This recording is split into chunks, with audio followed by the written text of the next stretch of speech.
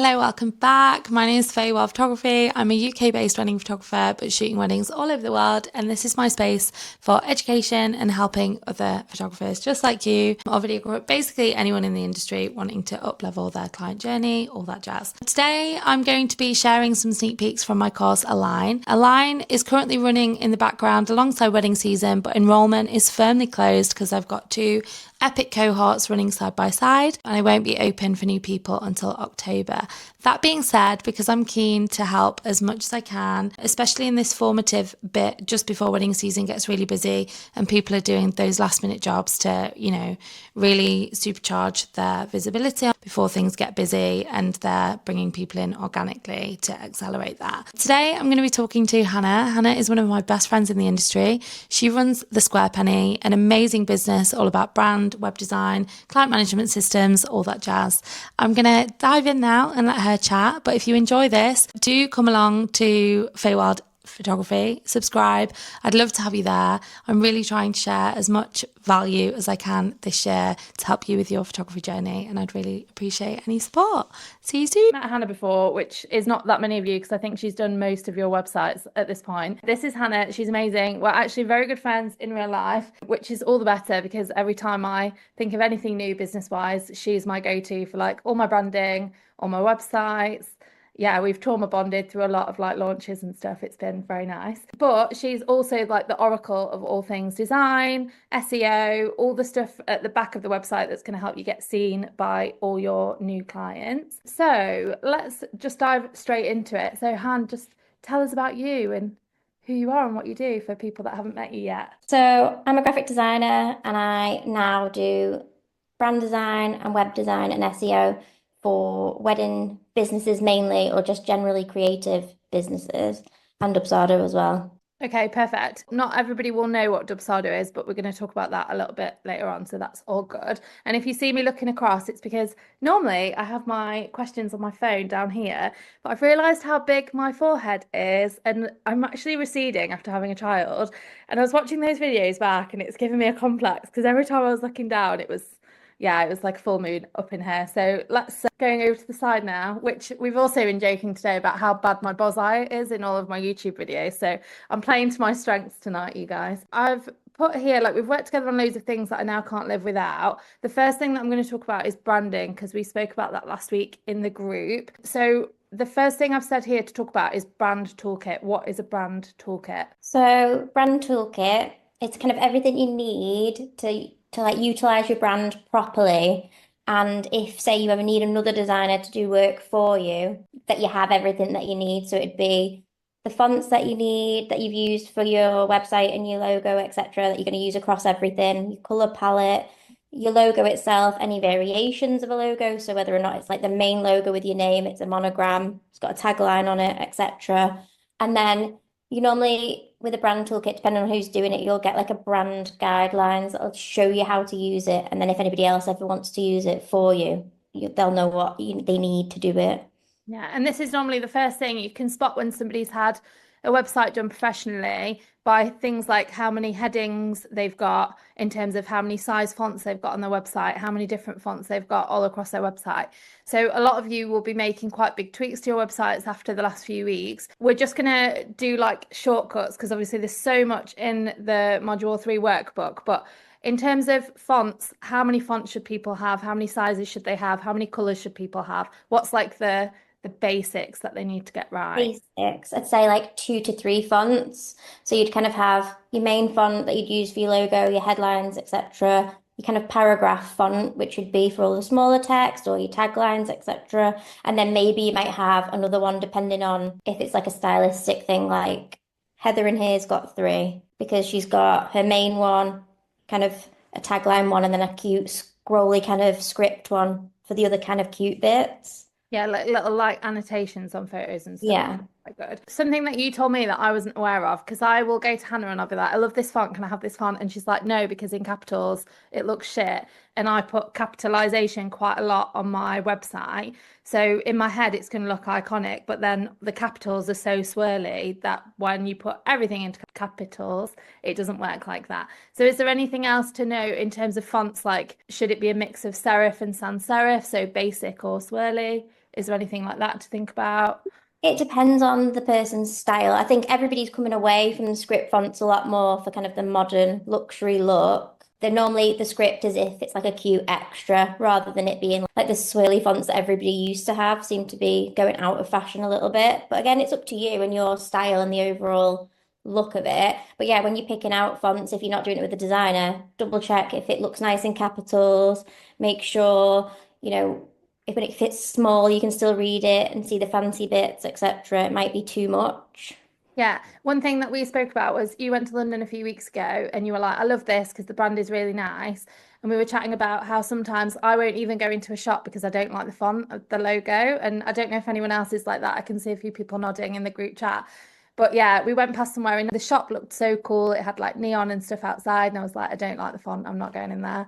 And it's so weird, isn't it? How such a tiny thing. Are there any good free fonts that you can get on Canva that if somebody was DIYing their website to save money, it's like a go-to that you recommend quite a lot for people doing their own website? There are nice fonts on Canva. I think the first thing you should do if you are going to make your own is look at the Canva logos that are available and then not choose any of those fonts because you'll recognize like everybody's got the seasons as their font or whatever it is. You'll notice that there's a lot that everybody seems to have. So try and choose something that look like everybody else. Yeah, and it's weird actually at the minute, like especially if you do, because there's a girl in here that does Super A, Anna. A lot of the overlays that are coming up on apps like Tezza. If you don't have Tezza yet, by the way, it's a really good app. There's Tezza, Unfold. They're probably the apps that I use most for social media. A lot of the fonts that they're doing, it's just really plain, ordinary text, but just in italics. Like Times New Roman in italics looks so sick, but upright it looks really ugly. And I hate it. Yeah, and as well, like when you're buying a font, sometimes you'll buy it and then you'll go, I need that now in italics. It doesn't exist. Yeah. Unless it's like a kind of like a Baskerville or something that's been around forever. Not everything's in every version of like bold, italic. Yeah, I Thin. didn't realize it because if you guys don't know, I used to be a stationer, and that's actually how I met Hannah. We go way back, and there's something called Creative Market where you can go on and buy fonts for things like Illustrator and basically like the professional version of Canva where you do everything yourself. But I'd fall in love with the font and then I'd go to get it in italics and you can't get it in that or bold or like uppercase, and it's really frustrating when that happens. Yeah. But if you go down, you can type in your name and test it underneath in your name, and it shows you what it does have available. Yeah, which So is that's handy. which is good. So I've put brand toolkit, we've just gone on. Font sizes, colours. Colours is a good one. You told me when we were going through it, you need like two main colours. Quite often it's just black and white for people, and then accent colours. Like what should people be thinking about when they're choosing what So normally most people kind of stick to around 5 colors, and the kind of colors that need to kind of go together, or they're gonna like contrast in a good way. like don't have beige and white, for example. Don't put white text on light beige. Yeah, and you need to make sure that they'll kind of all work on each other. Like if you've got red and green, for example, they probably won't work with the text of the opposite color on potentially, depending on the it'll be shade. like a Specsavers vision test. So you'd need like a beige to work with it as the text color over. What are your favourite combos at the minute for colours? I like a beige. Beige is good. I'm just saying, I like a white beige and text black. beige is. But I do like it when fine, but I do like it when people come up with like the funkier color palettes. I'm a bit over don't say green, lilac and green because I'll shoot just green on its own, like various shades of green. Can I just say as well, by the way, my branding colours are trending everywhere. Gucci runway, lilac and chartreuse. I did it 3 years ago, you guys. So I'm very smug about this at the moment. It's everywhere now, chartreuse, isn't it? But I'm really sad in a way because next year it's going to be like last season, but it's not last season for it. It's my entire personality. So like, what am I going to do when it's not cool anymore and I'm still there? My entire wardrobe is lilac, black, and green. Like, what am I going to do next year when it's not cool anymore? We'll just make the best of it. It's fine. So something that I've put in my questions to you, I know it's important, but things as well, like choosing a font that you can have across all your channels. So if you're using a website builder like Pixieset or Wix or Squarespace, they don't always have a lot of fonts. They've normally got like 15 fonts. Some have got more than others, but quite a lot of them don't have that many. Make sure you look at what your websites have got available and then cross-reference with things like Canva. Wherever your brochures are that you're creating, make sure that your fonts can be consistent, because that's something that will really like jar your couples if the fonts that they're getting in every location where they're consuming your information is different. From the top of your head, Hannah, are there any like go-tos that you know are available everywhere? No, but I think most of them you can kind of, it's Pixie Set's the harder one to faff around with things. But say if you're on Squarespace, you can pretty much code in any font you want, and it's not that difficult.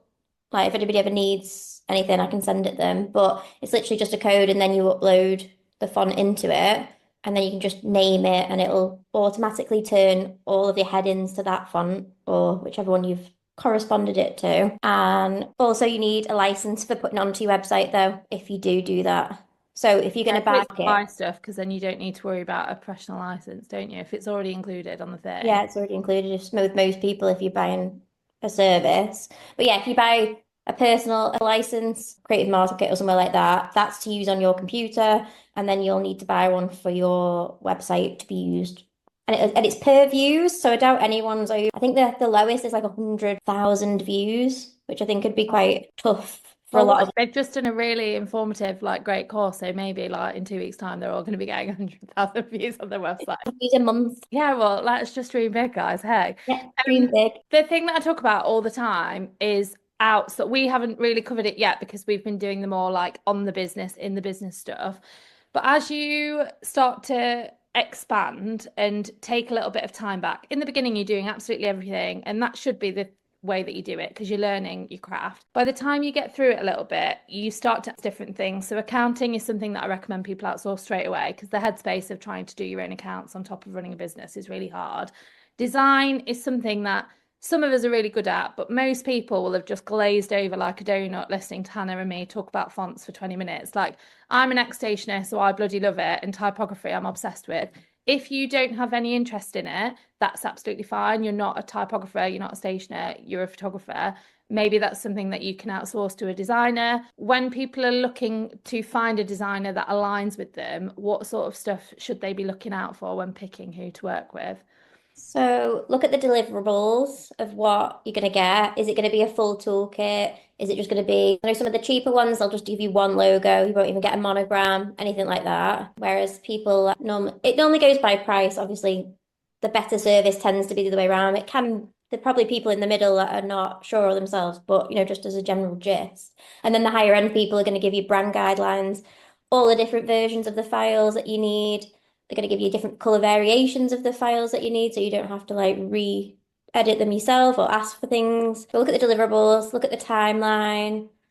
Photographers, sorry, I've just cut you up, but something that I thought you do in your brand toolkit, which is really good, is Hannah provides the watermark. And for photographers, we use it quite a lot. Like, we like to put our logos over our photos. Not a lot of other business owners can do that because they have to pay for the professional use of the photos. We don't have to. I'm trying to think how many kind of designs you get. Like some people go, you give me a mood board, I'll do some designs, how many they're going to do. If you're like really fussy about things, make sure you're getting more or the process suits you. Some people don't give you as many designs and they'll do like mood boards up front for you, and they'll go, this is like the swirly version, this is the edgy version, which one do you want? And then you'll get a design based on that. So you can look at the process basically when you look at look at the process, the price, if you like the person, if you feel like they email you back and that's important to you, if they have timelines, if that's important to you. And also to pick someone whose style you like. Don't pick someone cheaper that might be a completely different style because they probably can't do what you want them to do because otherwise they would be doing it. Yeah. And then you'll be unhappy. We don't like it when someone comes to us with somebody else's work and says, this is the stuff that I like, but I couldn't afford them. It's like, it's not a nice vibe, is it? So maybe just hold off. If there's someone that you really want to work with, hold off. Another thing that I just thought of as well is when you are working with a designer, normally you get a certain amount of amends because choosing your logo and your brand toolkit is such a personal thing. When you are replying to those amends, you need to be really specific about what it is that you don't like about it. It could be that you don't like the capital F. So say, I just don't like this letter in this. This is the style that I prefer. You need to be really, really specific because if you give wishy-washy feedback to the designer, they're just sat there like, well, I did the best based on the information that I had. You've not given me any more information. So the more transparent you are throughout the process, but not like rude or anything, just specific is the advice that I would give you. So we've done brand toolkit. That was probably the most boring thing that we're going to talk about. Now we can move on to website. It's not boring. It's just fonts and sizes. It's not the sexiest topic. But now we're moving on to website. Website, it's an experience. As you go through someone's website, that's good, especially as a photographer. You're seeing lots of beautiful images. You're really getting to know what they are and what they do.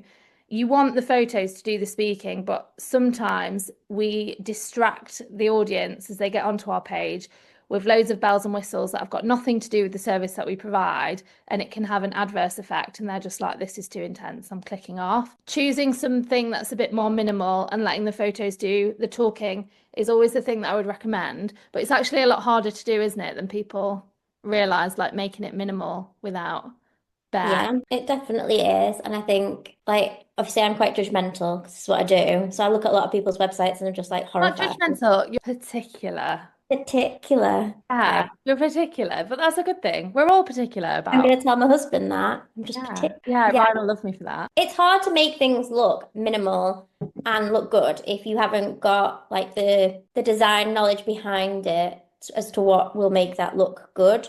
And I think people panic and I don't think they spend enough time on it and they don't realize kind of what's important from a visitor standpoint.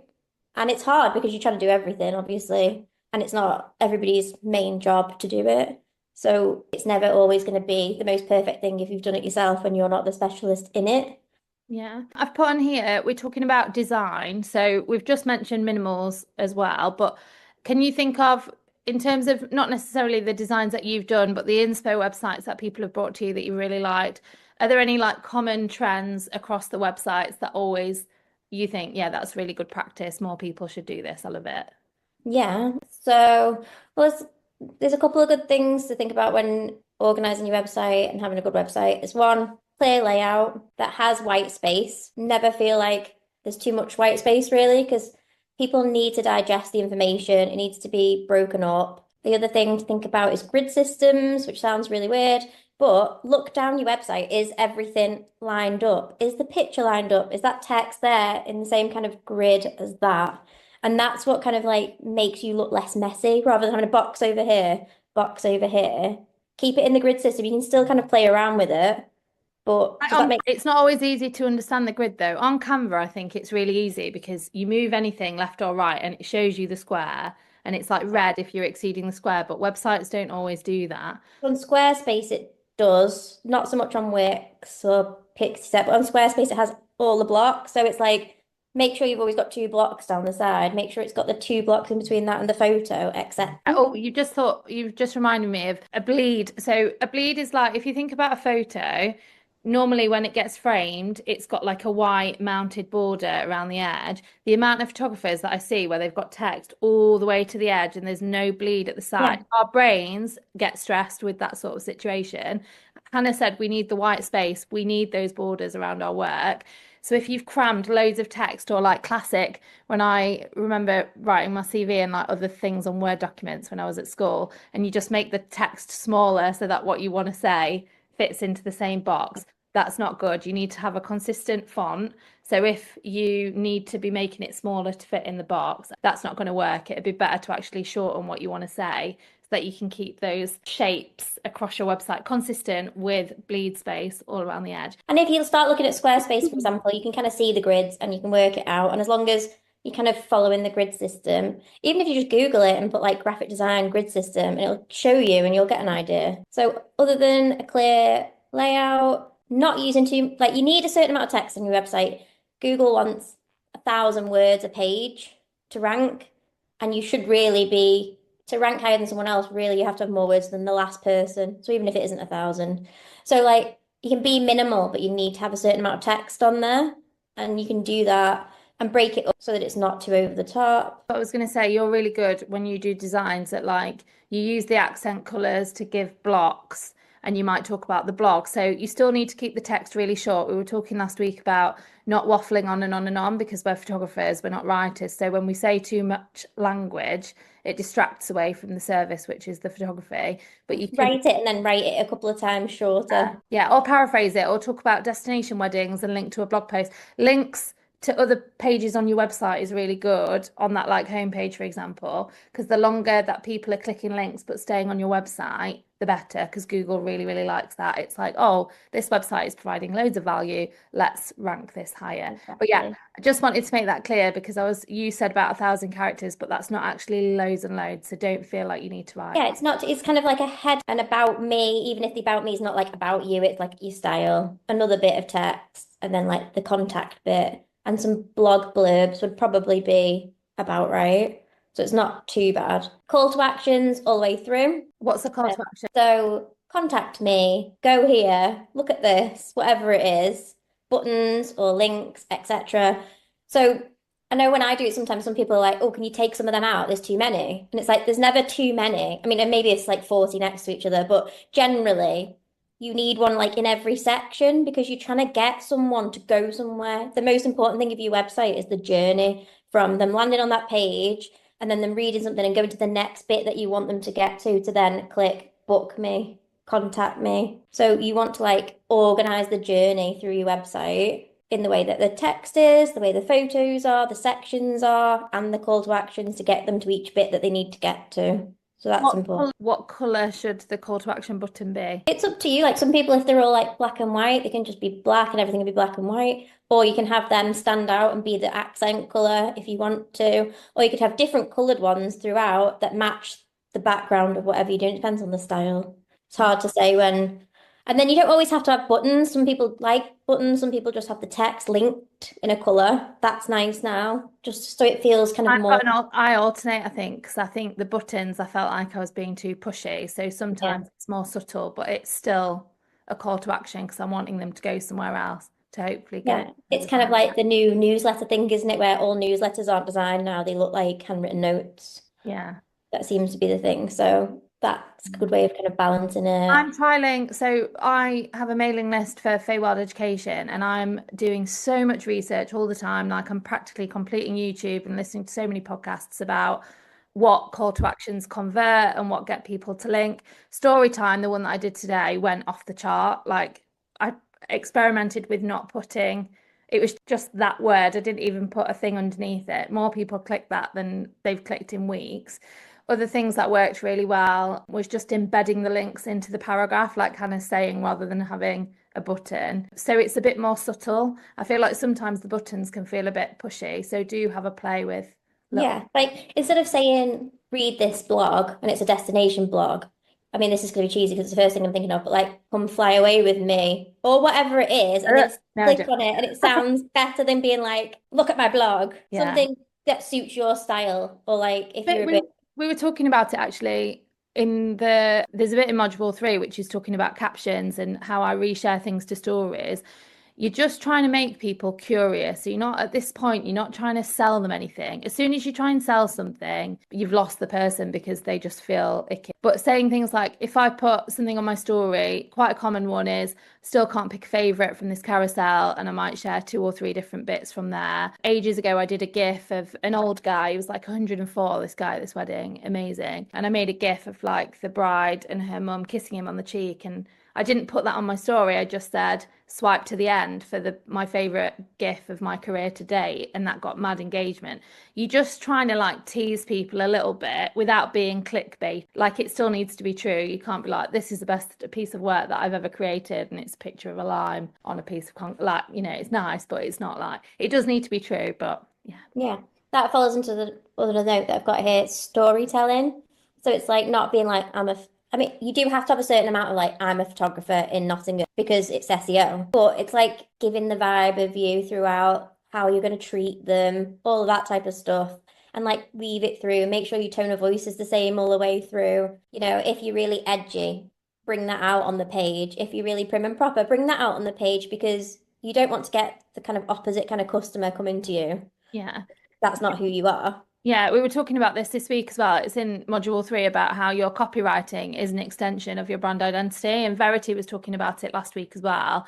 She's really cool and hip. We were saying like she made us all feel like Effie from Skins a bit, like when everybody wanted to be really cool, like Effie from Skins. And that's not everybody. I tried to be cool when I was a teenager. I've just accepted that I'm an idiot now and I'm a lot happier just being me. So my tone of voice across all my channels is very warm and nurturing because that's very much how I identify. So whatever that is, that's part of your tone of voice. You just need to make sure it's consistent. Yeah, and it has to be authentic to you because there's no point turning up and not being that person because it's just going to end up in trouble for you. It could even be things like I don't write in uppercase like pretty much ever. I make the effort to go to lowercase. I don't know why I do it. I just don't like capital letters. So as much as possible, I avoid them across the board. On my website, I have to use them, but quite often elsewhere, like in emails and stuff, I won't use any capital letters, which is weird. So whatever it is to you, it's fine. Just make sure it's. Hannah's like, that's not good SEO. Don't tell them to do that, Faye. That's bad. Speaking of SEO, most people will know what SEO is, but what is it? Just in case anybody's not sure. So it's search engine optimization. It's nothing scary like everybody thinks, like these men in like foreign lands deciding, how to rank you on Google. There's like pretty straightforward things that you need to do. Obviously, there's some like tweaking and playing about with it you have to do, and there might be some other magical things that I don't know about, but there's a general gist of enough that you can learn to do it yourself or to pay someone to do that's not like super expensive, and you'll get decent rankings as long as you're not. Give me examples of things that you can do to improve. So by ranking, you mean you search for a photographer in, let's say, Nottingham, and it's where you come up on Google, right? That's the ranking. Yeah. So what are some tasks that people can implement to make their ranking go up? Okay, so first is to make sure that your site title, site description, and H1 tag all match. Not necessarily have to say the exact same thing, but they use the same keywords. So before you start, actually pick out your keywords that you kind of like think are important. So your site description and title, if you say, for example, if you're on Squarespace, you can just type in the little magnifying glass SEO and it'll come up and you'll be able to put it in. Same with Wix, it's on their checklist.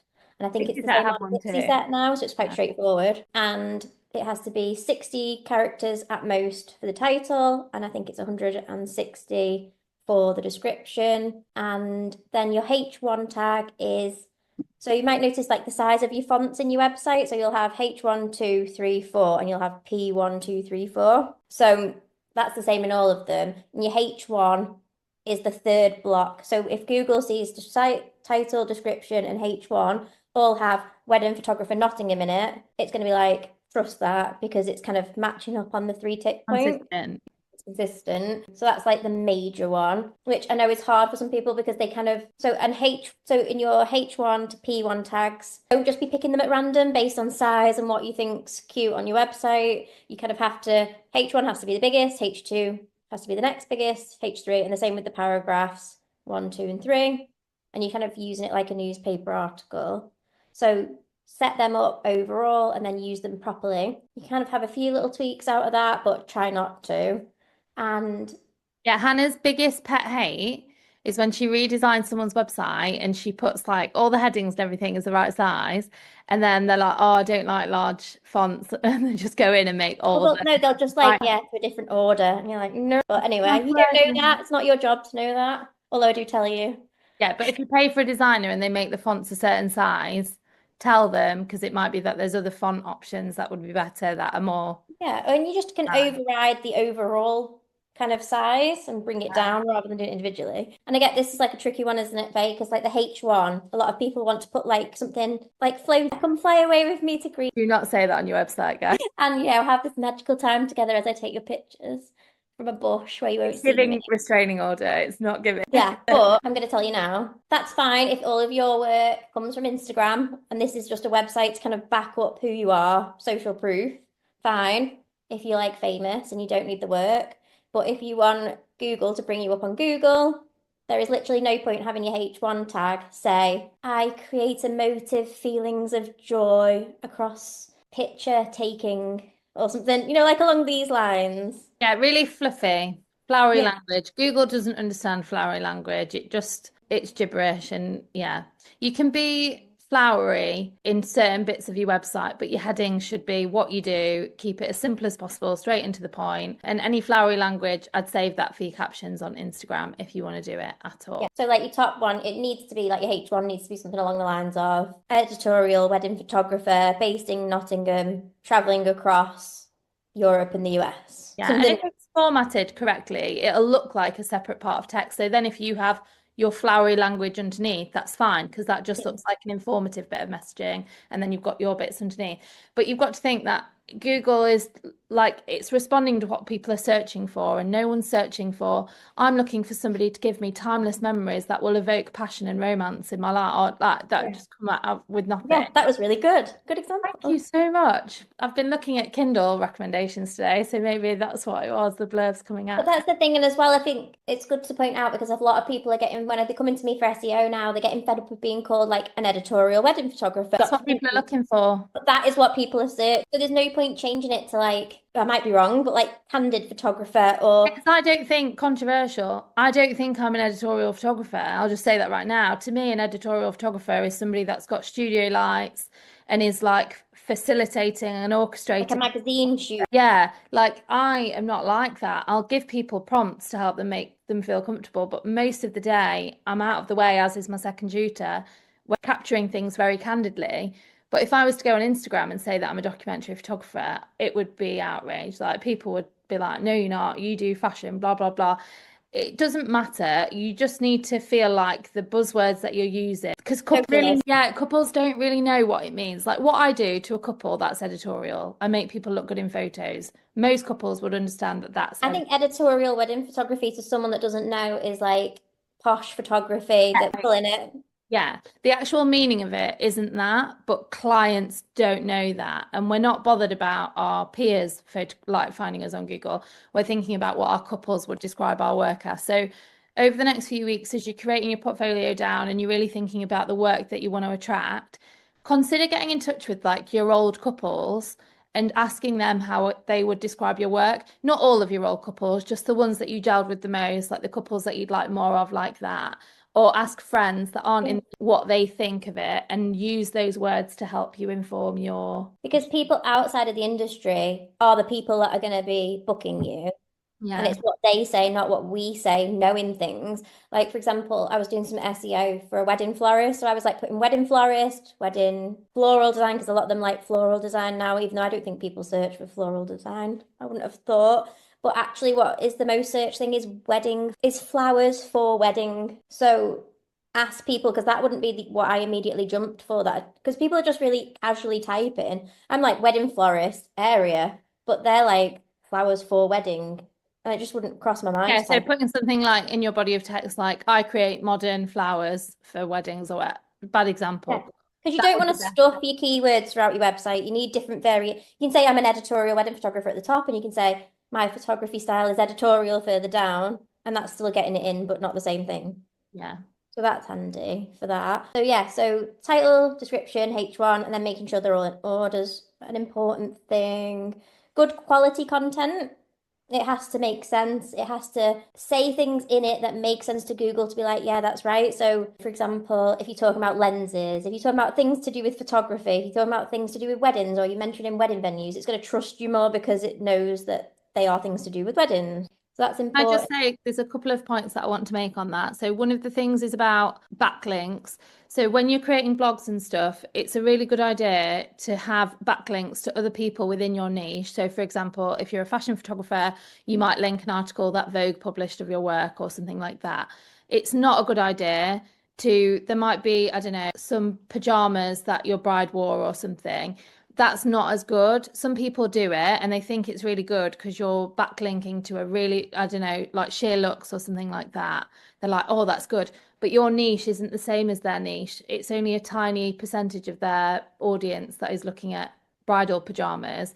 So if Google tells their audience that you're in the same net and one of those clients comes onto your page and then they're like, hang on, this is what I don't want this. And then they go off. that's damaging. It might be somebody that's on SheerLuxe's website for any of the other things that they talk about that are not to do with weddings. So you don't have to be specifically like venues. It could be outside, but I'd still try and keep it more similar to weddings. Or like I said, Vogue, talking about fashion, you can go outside of your niche, but you don't want to be going outside of every niche and just putting backlinks here and there. Like you have to really like niche down. Yeah, it's like 2 or 3, like the kind of thing is like 2 or 3 back, like extra, well, so there's differences, isn't there? So there's backlinks are links from websites coming to you. Yeah. Kind of, and then external links are you linking to people outside of your website. And then you've got internal links, which are you linking to yourself in your website.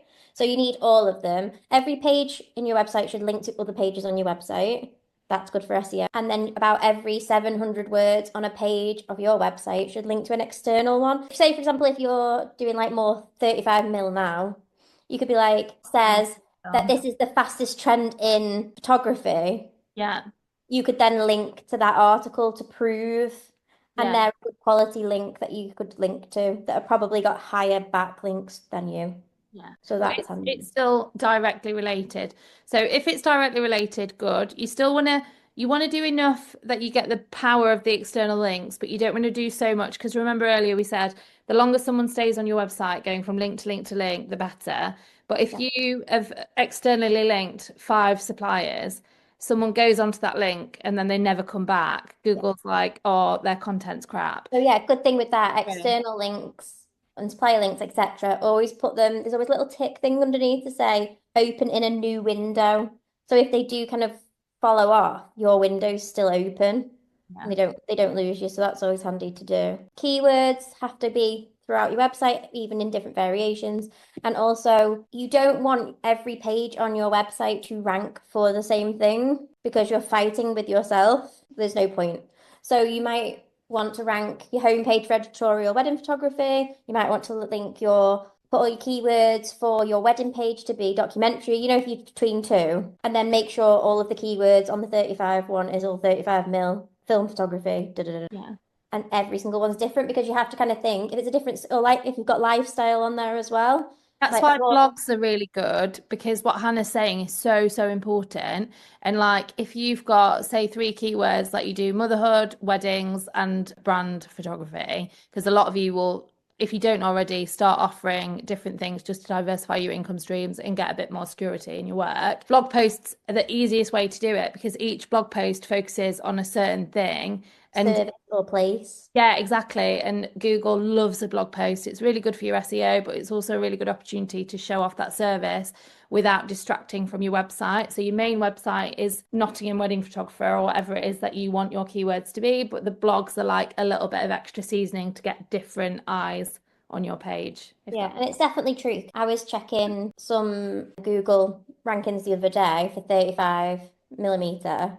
I'm so proud of you that you know what that is. I feel like I'm in all your websites, like looking, and obviously if you've mentioned it on your page a few times, you come in, and if you had so if you say you just mentioned that on your homepage, you might not ever rank for that because you're just mentioning it on a section of a page or an investment page. Whereas if you have it as an actual page, it might rank, which is what it's starting to do with one of my clients at the minute. But the person at the top of that is Esme Whiteside. And it's literally a blog that says 35mm film in the Highlands, Scotland. And she comes up first for 35 mil Scotland. To-do list immediately. She's not even from Scotland.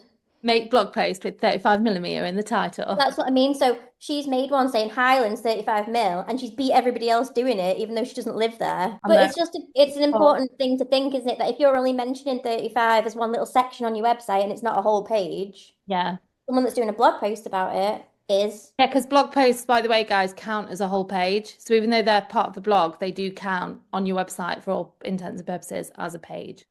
And the blog posts as well are super important for your SEO for those reasons, and also because they're the easiest way to update your page regularly without having to change everything and it being like a big drama.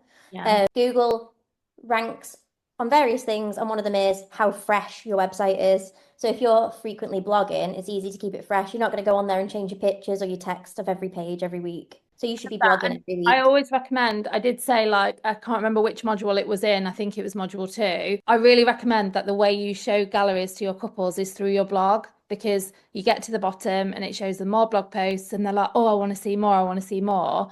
all they're doing is consuming more content, but just the act of going from one to the other, to the other, to the other. And you can have things in the paragraph again, like, oh, this was at Middleton Lodge. Here's another one that I did last summer. If you're thinking about a summer wedding and you want to see more summer inspo, here you go. It just keeps them on your web page for longer, and it's really Again, with the good. internal links, if you've got a Middleton Lodge blog post, tag the other ones that you've got in. Because if you're getting married in Middleton Lodge, you want to like consume everything you can to see everything that happens on the day. You just want to like research it, don't you? And even if you've not gone there, sorry, Hannah, I've just Yeah, that's fine. one of the things. So Middleton Lodge is my most booked venue now by a country mile. Because your blog post came up. That's why. Let me tell you, because I was like a woman fucking possessed trying to get jobs at Middleton. 'Cause I went there, not even for a wedding, and I was this is the most beautiful place I've ever been in my life. It became my entire personality. Some of the things that I did to get a Middleton Lodge wedding before I had a portfolio there was things like, in one of my blog posts, I put at the top, oh my God, start of a new week. I've just had the best weekend ever at Middleton Lodge, insert external link. The blog post was about something completely different, but it was saying that I was at Middleton Lodge.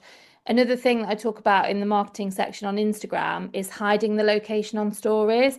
If you've got a nondescript picture of something like rings on a hand and you've got a list of venues that you really want to work at, put the location, like when you can add a sticker and add the location, nod if you know what I'm talking about, for those top venues that you want to work at, and then hide it, because it's not at that venue, but it doesn't matter if it's nondescript. If it's a picture of the front of, I don't know, London St Pancras train station, and you're saying, oh my God, wedding at Middleton Lodge, I can't wait. That's not going to work. But if it's detail shots, which we're all getting better at sharing now, hiding that location in, or like on the blog, I said, just putting it in, talking about it generally, that's still going to help you rank for that venue. And I genuinely think that that location hack that I've just shared is how I got my first few bookings at Middleton. You're searching like Middleton Lodge wedding and you're coming up as a blog and they've not booked the photographer yet. Why wouldn't they book you? You know what you're doing and they like the pictures. Well, they can view Middleton Lodge stories as well. Like, you can follow a location, and quite often brides will follow the location, and Middleton Lodge stories are always watched by loads of people. Like, if I add it as a location, quite often I'll get like 10 or 12 extra unique views, which doesn't sound like a lot. But if it's somebody that's actively looking, it's probably going to be someone that you can convert, if that makes sense. I think as well, like I was doing some SEO for a wedding venue and they're not coming up the highest because some photographer with good backlinks that's done a good job of the website has been doing lots of blogs that are like my top 50 venues. And they mention every venue and they're coming up. It's great for them. It just goes to show that if you use the right heading sizes and the right fonts, Google loves you. Important as well. So backlinks are other credible websites mentioning you. So Yeah, so if you're at a submission. wedding, the Yeah. lane, you need to get submitting everything that you're allowed to do submitted. The more you get, you need like 40 good ones. And all websites have like a point system of like up to 100. So like if you've just got a brand new website, you'll probably be like a 0 or something. You can get a really good free one from Pinterest if you claim your website. You can copy the code into your website. That's like a 98.99 point backlink. So that's a good free one to get without much work. But yeah, they're really important because again, it's like Google's trying to pick the best result and it's going by all of these different things. And if you've got all of them, you're going to beat someone else that's got less of them. It's kind of how it works, like a point system. And the other one is optimizing your photos. So they need to be under 500 KB, which I know is probably painful for some of you. No, you hate Pixieset, but they automatically compress all the photos. So have Pixieset, guys. It's the best. There's like different benefits to all of them. Hannah fucking hates Pixieset. Every time I ask her to do anything on my website, she's like, oh, everyone knows that you love Squarespace, Hannah, but Pixieset is the best. I'm sorry. It's best for some things, but you can't, and it's got really cute designs on it if you don't know what you're doing, you can pick from, but it hasn't got much It is good. flexibility. It is not good. got much flexibility, and I hate it. But it's good, and it's got the alt thing I did the other day was good. Yeah. Oh, I mentioned this. I think it was to Fiona. They've just started doing this new thing. It depends, because I am actually thinking about now leaving PicTime and going back to Pixieset, because this alt text thing could be a game changer. But yeah, they've just introduced a new monthly fee where Pixieset will automatically give you alt text for every single image based on what's in the image. So that's going to be. And I did about 1,200 photos the other day in about 8 minutes. It did them in. That's insane. And you don't have to watch it do it. And I went through like spot checked and I think like one got it wrong, but like it's still better than it was still wedding related. It wasn't like something rude or anything. It was like just wrong. but It's definitely worth it. generally I think do it's all like £10 a month or something extra. It's definitely worth it. right. Just going to have a look into it because Pixie Set, the gallery service now, is getting more and more expensive. And I moved over to PicTime because it's meant to have all these automations and stuff. And it is good, but I still got like upsells on Pixie Set. So it's another job for when I get back from America, like comparing the two. Yeah, so yeah, photos under 500. If you're on Pixset, you don't have to do it. If you're putting your photos on, please name them. If I see another IMG or DSC on people's websites, I'm going to cry. Especially when I optimize everything and then people start Tell just them how to uploading. name. So this is when you're backing up your images. So part of your workflow, and I sort of put something in about organizing your files, but I rename mine as the couple name at the venue by Faye Wild Photography. Yeah. That's perfect as well because when you're sharing it to other suppliers, they can credit you. They've got no excuse. But also, if you've named all your images, think about it. Say Headser, those of you that came to Headser, and then somebody uses your images on their website and it's named as your website, that's like, it's not a backlink, but it's the same sort of thing. Like your name is coming up. Yeah, if they really like you as well, they can like Yeah. save it and see. So it's when they file save from your website, they'll be able to see what it's called. But yeah, if you can save it like as Faye Wild Photography, editorial, wedding photographer, heads a house, and then the couple name if you want to, and it's dash between each. And if you don't like the venue, which it does happen a lot, you just put like London wedding photographer or something. Yeah, Like, something relevant. yeah. Only Uh, use the venue if you like the venue, basically. and then alt text on everything. So that's the bit that when you hover over an image, it comes up and tells you what the name of it is. So you can type that in Squarespace. Pixieset will do it for you. And Wix is the same. You can do it on there as well. So they're great things picture-wise. And because if your website takes ages to load, it's not good for your SEO and just general user experience is terrible. Like it's just taking ages to load and people get bored. Yeah. We didn't say as well about pictures is like on your website, try and like look through it and go, right, is everyone blonde? Yes. Right, let's put some short-haired brown people, like brown-haired Am I people. being inclusive? Am I showing off types of people that I get to work with? Yeah, so any kind of diversity that you need to show off without it if it's authentic to you anyway, do that because otherwise people won't see themselves on your website and it's just a shame. And if you can like do different pages for different things, it's even better SEO wise. So do a destination page, do a UK page, split it all up, have them as kind of individual home pages. It's such a good idea. And then all the pictures are tailored to the person. And again, like if you're going to have UK wedding, they're not going to get the same kind of colours, are they, on the destination photos as they get at the home ones? So it's kind of helping you out there a little bit as well, isn't it? Yeah, I agree. So I think, and the other thing, which is really handy, is the footer of your website. If you can optimize that, they say your footer counts for every SEO page because it's on every SEO page, even though you're only doing it once. So put your H1 text in the bottom, but not in a H1, just in like a P2 or something. By H1, you mean like editorial wedding photographer, basically. Editorial wedding photographer, but put it in like a P2 or something at the bottom. Go on Hannah's website and amend it to be true for yours because hers is great. Yeah, put your Instagram on it, put all your social links on it, put useful pages on it, and then put your favorite blogs on it or locations. You can even write venues. You can write Middleton Lodge, Kinhouse, and just link it to blogs to do with them. And then those locations are on every page. Yeah, I love that. Well, let's all say a massive thank you to Hannah. You've been amazing.